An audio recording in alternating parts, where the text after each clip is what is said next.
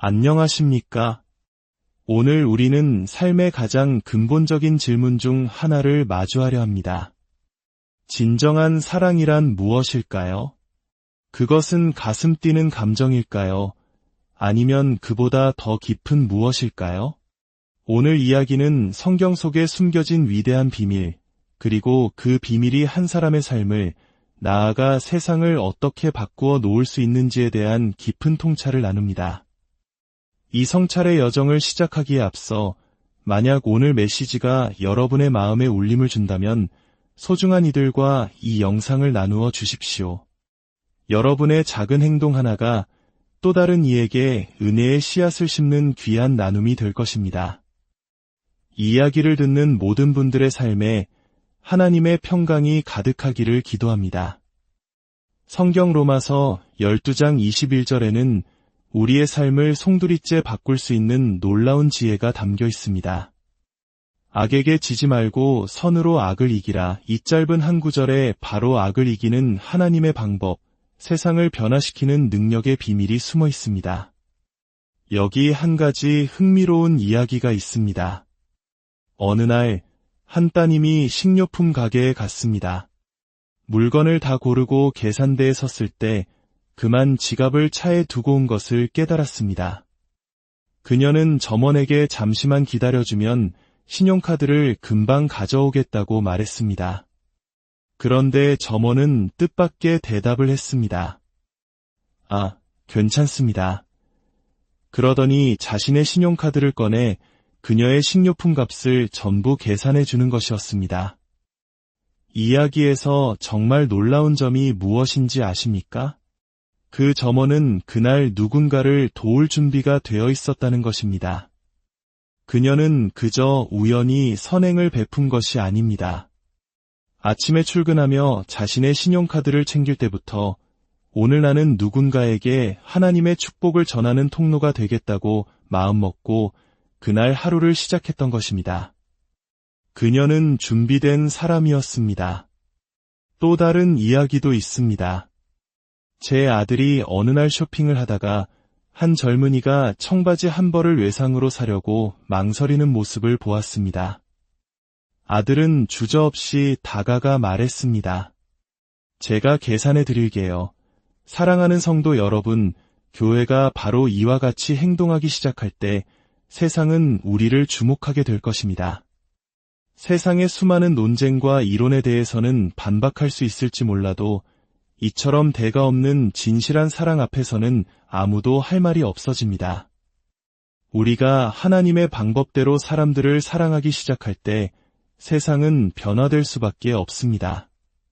스스로를 크리스천이라 부르는 우리 모두가 매일 단 한 사람을 위해 단 하나의 선한 일을 실천한다면 어떤 일이 일어날까요? 우리 한국인들에게는 어려운 시절 서로 돕고 나누었던 따뜻한 정의의 문화가 있습니다. 전쟁의 폐허 속에서도 이웃의 밥숟가락 개수까지 헤아리며 함께 일어섰던 그 마음, 바로 그 마음이 하나님께서 우리에게 원하시는 사랑의 모습과도 같습니다. 한 통계에 따르면 만약 복음주의 교회에 속한 한 가정만이 위탁 아동 1명을 입양하기로 결심한다면 나라 전체의 위탁 아동 문제를 해결할 수 있다고 합니다. 단 한 가정의 결심만으로도 말입니다. 하지만 우리는 주저합니다.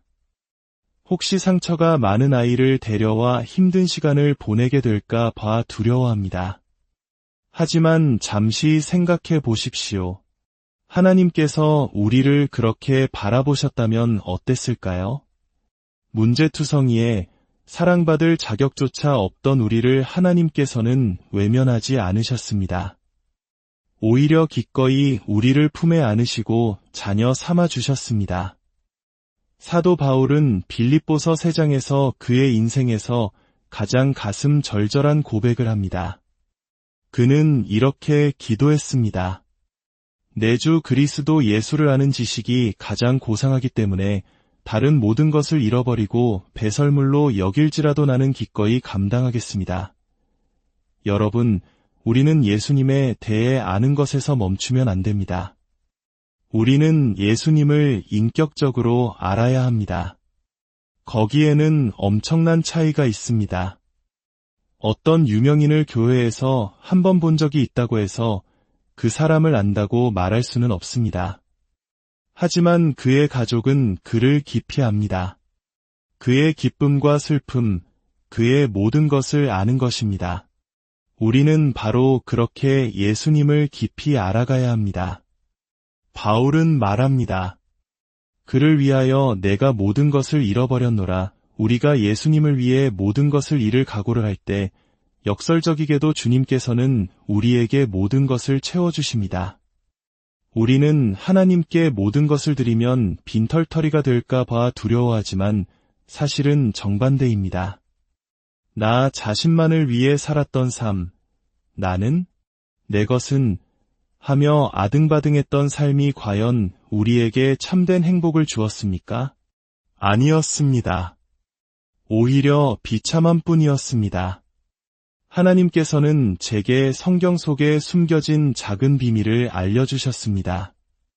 바로 로마서 12장 21절의 말씀입니다.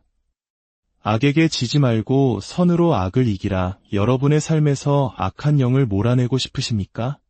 그렇다면 가능한 모든 사람에게 선을 베푸십시오. 특히 여러분의 원수에게 말입니다. 왜 그래야 하죠? 그들은 나에게 아무것도 해준 것이 없는데요, 라고 반문할 수 있습니다. 그 이유는 우리가 바로 예수님을 닮은 자들이기 때문입니다. 주님께서는 우리가 사랑받을 가치가 전혀 없을 때에도 우리를 먼저 사랑하셨습니다. 우리의 의로움은 더러운 누더기와 같다고 성경은 말합니다. 그렇기 때문에 우리가 매일 누군가에게 선을 행한다 할지라도 우리는 교만해질 수 없습니다. 오직 하나님께 감사해야 합니다. 하나님, 나눌 것을 주셔서 감사합니다. 제 자신을 잊고 다른 사람을 돌볼 마음을 주셔서 감사합니다. 모든 영광을 주님께 드립니다. 사도 바울의 단호한 목적은 오직 하나였습니다. 부와 명예도 교회에서의 높은 직위도 아니었습니다. 그의 유일한 목적은 내가 그리스도를 아는 것이었습니다. 그리고 그분의 부활의 능력을 체험하는 것이었습니다. 부활의 능력은 우리가 이 땅에 발을 딛고 사는 동안에도 어떤 어려운 상황 속에서도 우리를 죽음 가운데서 일으켜 세워 하늘에 속한 기쁨을 누리게 하는 힘입니다. 하지만 그 다음 구절은 우리가 그다지 좋아하지 않는 부분입니다. 바울은 그의 고난에 참여함을 알고자 하여라고 고백합니다. 그렇습니다. 우리가 진정으로 예수님을 닮기 원한다면 우리 삶에는 반드시 고난이 따릅니다. 여기서 말하는 고난은 교통사고나 질병 같은 재앙만을 의미하는 것이 아닙니다. 그것은 육신의 소욕을 거스르는 고통입니다. 즉, 내가 하고 싶지 않은 옳은 일을 행해야만 하는 고통을 의미합니다. 이것을 절대 잊지 마십시오. 옳은 일을 하기 위해 반드시 그렇게 하고 싶은 감정이 먼저 생겨야 하는 것은 아닙니다. 이것이 바로 성숙한 신앙의 증거입니다. 마음속으로는 잘못된 일을 하고 싶은 유혹이 들지만 하나님을 사랑하기 때문에 기꺼이 옳은 길을 선택하는 것. 바로 그때 우리는 영적으로 성장합니다. 당신을 용서하고 싶은 마음이 들지 않지만 예수님께서 명령하셨기에 용서하겠습니다. 당신을 사랑하고 싶은 감정은 없지만 하나님께서 원수를 사랑하라 하셨기에 사랑하겠습니다.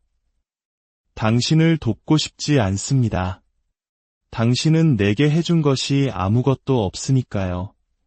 하지만 하나님께서 명하셨기에 돕겠습니다. 겟세마네 동산에서의 예수님을 기억해 보십시오. 예수님께서는 십자가를 지고 싶지 않으셨습니다. 3번이나 아버지여, 할 수만 있다면 이 잔을 내게서 옮겨주옵소서라고 기도하셨습니다. 하지만 그분은 언제나 이렇게 기도를 마치셨습니다. 그러나 나의 원대로 마시옵고 아버지의 원대로 하옵소서. 이것이 바로 우리가 추구해야 할 신앙의 목표입니다. 하나님, 저는 이것을 하고 싶지 않습니다. 저 사람을 용서하고 싶지 않습니다. 그럴 자격이 없으니까요. 그러나 그 사람이 용서받을 자격이 없다 할지라도 당신은 마음의 평화를 누릴 자격이 있습니다. 누군가를 용서할 때 그것은 나 자신을 위한 일이 됩니다. 나를 묶고 있던 분노의 사슬에서 스스로를 해방시키는 것입니다. 한때 저는 기도 중에 저를 학대했던 부모님을 제 집 근처로 모셔와 돌아가실 때까지 돌보라는 마음의 음성을 들었습니다. 저는 즉시 그 생각을 거부했습니다. 이것은 사탄의 속삭임이다. 하나님은 내게 이런 것을 요구하실 리가 없어. 그분들은 내게 해준 것이 아무것도 없는데, 하지만 하나님께서는 제게 조용히 말씀하셨습니다. 내가 지금 숨 쉬고 있지 않느냐? 부모님은 제게 생명을 주셨습니다. 그것만으로도 이유는 충분했습니다. 저는 그 음성을 무시했지만 몇 달 뒤 기도할 때 하나님은 똑같은 말씀을 다시 하셨습니다. 결국 저는 남편에게 이야기했고 그는 하나님께서 말씀하신 것이라면 우리는 순종해야만 해라고 말했습니다. 그렇게 13년이라는 긴 세월이 시작되었습니다. 저는 부모님께 좋은 집을 사드리고 차를 마련해드리고 생활의 모든 필요를 채워드렸습니다. 시간이 흘러 부모님이 요양원에 들어가셨을 때 저는 2주에 한 번씩 어머님을 찾아뵈었습니다. 솔직히 고백하건대 단 한 번도 가고 싶은 마음으로 간 적이 없었습니다. 그저 의무감 때문이었습니다. 어머니는 종종 내가 나를 돌보는 것은 당연한 일이야. 너는 내 딸이니까. 너는 내게 빚을 졌어 라고 말씀하셨습니다. 그럴 때마다 제 마음속에서는 어머니는 저에게 뭘 해주셨는데요. 라는 원망이 솟구쳤습니다. 여러분, 이것이 바로 사랑입니다. 사랑은 감정이 아닙니다. 사랑은 다른 사람을 돕는 행동입니다. 사랑은 그들을 위해 기도하고 축복하고 그들의 필요를 채워주는 것입니다. 원수가 굶주릴 때 먹을 것을 주고 목마를 때 마실 것을 주는 것입니다. 예수님께서 말씀하셨습니다. 너희를 사랑하는 자를 사랑하는 것이 무슨 상이 되겠느냐? 그것은 누구나 할 수 있는 일이다. 그러나 너희가 원수를 사랑할 때 그것이 바로 하나님의 일이다. 사랑이 감정이 아닌 선택이자 행동이라는 것을 깨달을 때 우리의 삶은 놀랍게 변화될 것입니다. 그리고 이 행동하는 사랑이 절망 속에서 어떻게 기적을 만들어내는지 여기 로이아라는 한 소녀의 이야기가 있습니다.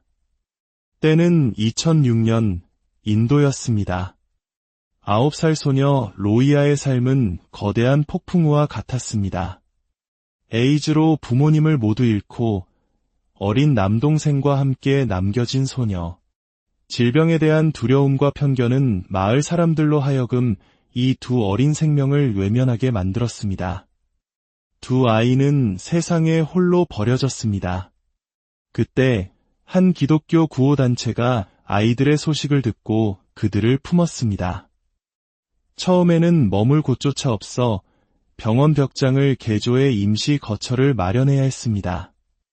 그곳에서 한 직원이 슬픈 눈을 한 로이아를 처음 만났습니다. 그녀는 아이와 함께 잔디밭에 앉아 비눗방울을 불었습니다. 하늘로 떠오르는 영롱한 비눗방글처럼 아이의 눈에 드리워졌던 무거운 슬픔도 잠시나마 거치는 듯했습니다. 그 작은 비눗방울 하나가 아이의 다친 마음에 낸 작은 틈으로 하나님의 사랑이 스며들기 시작했습니다. 얼마 지나지 않아 남동생마저 부모님과 같은 병으로 세상을 떠났고 이제 로이아는 정말 혼자가 되었습니다. HIV 보균자라는 꼬리표를 단 채 찢어지는 마음으로 세상과 마주해야 했습니다. 하지만 하나님께서는 로이아를 통해 놀라운 일을 계획하고 계셨습니다. 로이아와 같은 처지에 놓인 아이들이 너무나 많다는 사실을 알게 된 구호단체는 비눗방울을 불었던 바로 그 잔디밭 근처에 에이즈에 걸린 아이들을 위한 아름다운 새 집을 지었습니다. 수십 명의 아이들이 이제 따뜻한 집과 적절한 치료를 받으며 살아갈 수 있게 된 것입니다. 한 소녀의 비극이 수많은 생명을 살리는 기적의 씨앗이 된 순간이었습니다. 수년이 흘러 로이아는 밝고 건강하게 자랐습니다. 슬픔으로 가득했던 눈은 이제 기쁨과 총명함, 그리고 약간의 장난기로 반짝였습니다. 10대가 된 로이아는 어느 날 이렇게 말했습니다. 아주머니와 함께 잔디밭에 앉아 비눗방울을 불었던 날을 기억해요. 저는 그날을 한 번도 잊은 적이 없어요. 그 작은 순간 이후 하나님께서 행하신 모든 일들을 깨달으며 두 사람은 함께 눈물을 흘렸습니다. 로이아는 건강하게 자라 대학을 졸업했고 마침내 의사가 되었습니다.